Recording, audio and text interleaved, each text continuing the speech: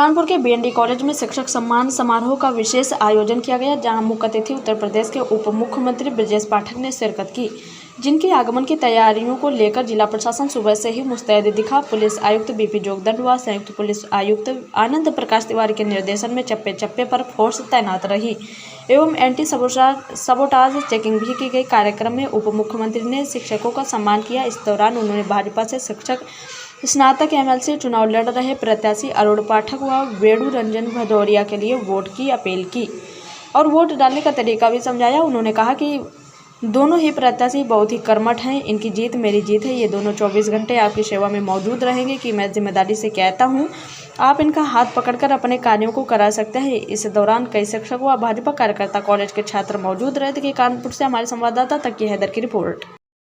जब हम लोग हाई स्कूल इंटर पास करते हैं तो एक चरित्र प्रमाण पत्र भी हम लोगों को मिलता है कि आगे एडमिशन बगैर कैरेक्टर के नहीं होता है। दोनों भाई हमारे वेणु रंजन और अरुण नंबर 1 के चरित्रवान व्यक्ति में कैरेक्टर सर्टिफिकेट दुनिया के सामने देकर के जा रहा हूं। इनको जिताना ब्रजेश पाठक को जिताना ये हमारी नहीं है, पार्टी की। मैं जिम्मेदारी के साथ कहता हूं ये दोनों भाई आपकी चरणों की सेवा करने का काम करेंगे और मैं आपका पड़ोसी हूं। एक बात और आखिरी कहना चाहता हूं, कभी कभी क्या होता है किसी ऐसे बड़े नेता को चुन लो, उससे बात कहने में शर्म आई।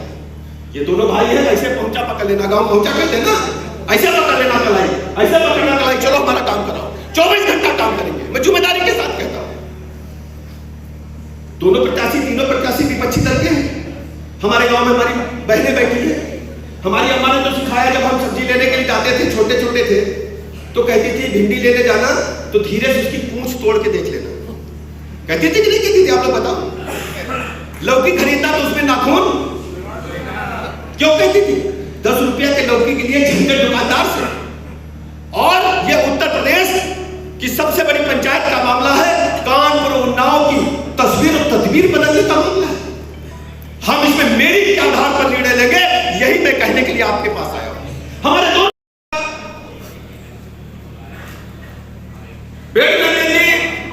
भारतीय जनता पार्टी के प्रत्याशी के रूप में शिक्षक क्षेत्र से पहली बार चुनाव लड़ रहे हैं। हमारे दोनों प्रत्याशी सोने जैसे खड़े।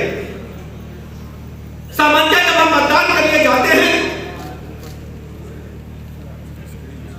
आप किसी भी बड़े पद पर हो, कितने भी महत्वपूर्ण काम को देखते हो, लेकिन मतदान स्थल में जाते ही आप जज की भूमिका में आ जाते हैं, न्यायमूर्ति की भूमिका में आ जाते हैं।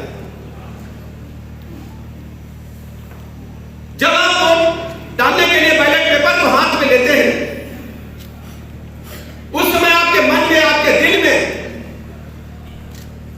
कई भावनाएं आती है कि हम ऐसे व्यक्ति को वोट देंगे जो नेतृत्व करेगा, जो प्रदेश की सबसे बड़ी पंचायत की आपको आवाज उठाएगा।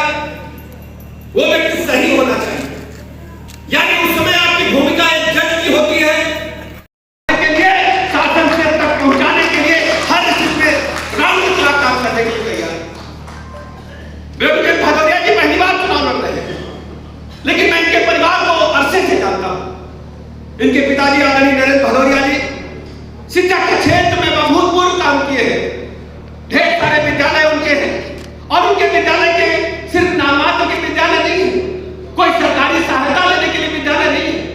उनके विद्यालय ग्रामीण क्षेत्र में गरीब बच्चों को उच्च कोटि की शिक्षा देने के लिए उच्च मानक प्राप्त उन्होंने विद्यालय खोले हैं और मेरिट में उन बच्चों का नाम आता है।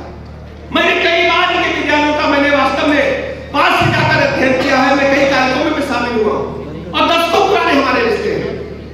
अरुण जी को तो आप 100% जिता ही रहे हैं।